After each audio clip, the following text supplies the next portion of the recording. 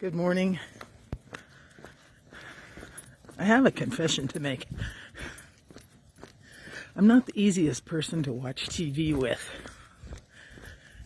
One of the sisters that I lived with years ago, she used to say, Monique, she said, besides talking to the TV, right?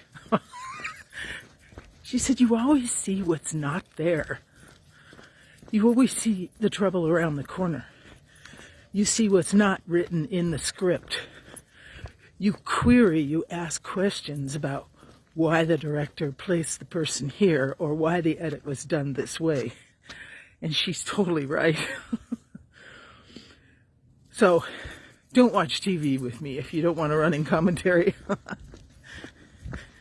But one of the things that strikes me in that reflection is when I watch the characters on the screen, I anticipate things that are not apparent to them immediately. So it's like I'm afraid for them.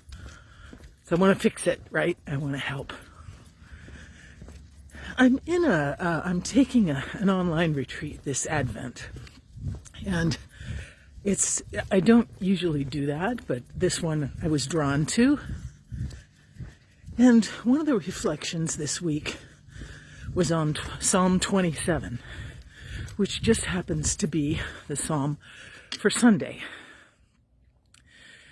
And the first few lines are, "The Lord is my light and my salvation.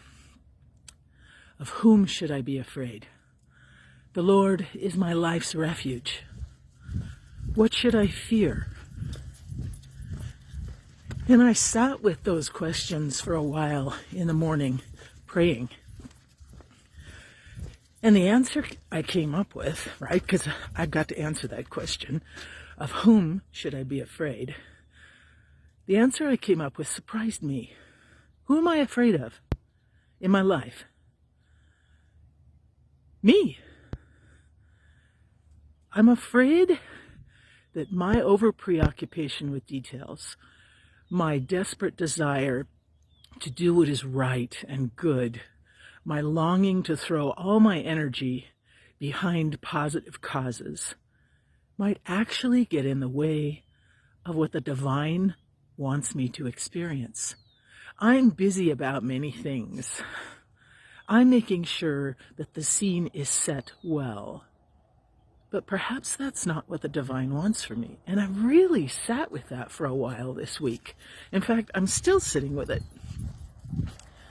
Considering, what does it mean that my fear of myself getting in the way of grace is something that hums under my life every day?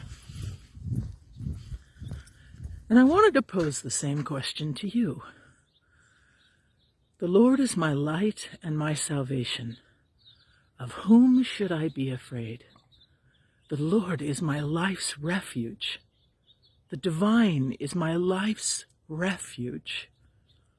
What should I fear? What do you fear? And do those fears overtake your confidence in the divine? Do they eclipse all that the divine is doing in your life already? To where your fears and concerns and worries block out the benefit of being loved the way you are by the God who made you? Sit with that a little bit. See what you come up with. Are your fears getting in the way of God's love for you? The only way we'll know is if we seek the answer, if we pay attention to what surfaces in our hearts. What's rising there? Do not be afraid. It's actually uttered 365 plus times in the Gospels. It's a message God says over and over and over to us. Do not be afraid. Of what do I have to be afraid? Take that to prayer.